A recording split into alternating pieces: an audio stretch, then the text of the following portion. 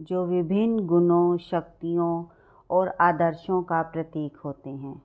ये उत्सव मानसिक, शारीरिक और आध्यात्मिक तरीके से मनाया जाता है।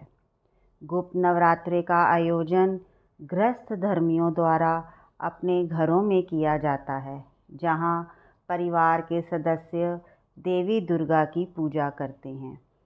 9 दिन तक व्रत रखा जाता है। सात्विक आहार खाया जाता है, जिसमें अन्न, दूध, दही, फल और फलों से बने प्रसाद शामिल होते हैं। रात्रि में आरती, भजन और पूजा का आयोजन किया जाता है। आषाढ़ मास का आरंभ सूर्य के मिथुन राशि में आगमन के साथ होता है। धार्मिक और आध्यात्मिक दृष्टि से आषाढ़ मास की गुप्त नवरात्रि का बड़ा ही विशेष महत्व है। प्रकट नवरात्रि बहुत ही धूमधाम से मनाए जाते हैं। माघ और आषाढ़ में जो नवरात्रे आते हैं उसे गुप्त नवरात्रे कहा जाता है।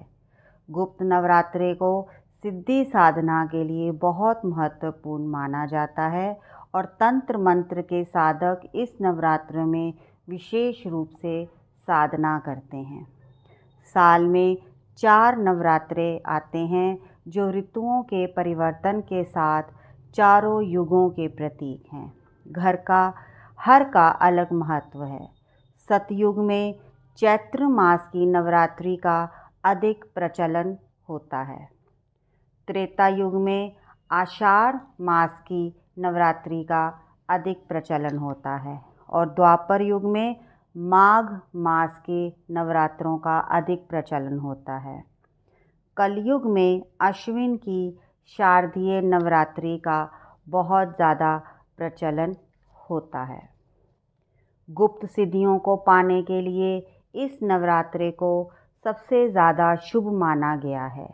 मान्यता है कि इसी गुप्त नवरात्रि की पूजा के बल पर विश्वामित्र को असीम शक्ति प्राप्त हुई थी। इसी महापर्व पर साधना करके रावण के पुत्र मेघनाथ ने इंद्र को हराया था।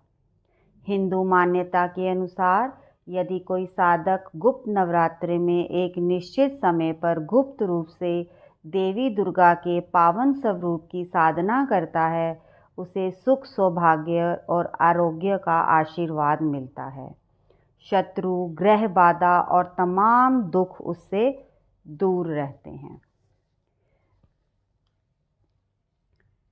संयोगवश आषाढ़ गुप्त नवरात्रि का आरंभ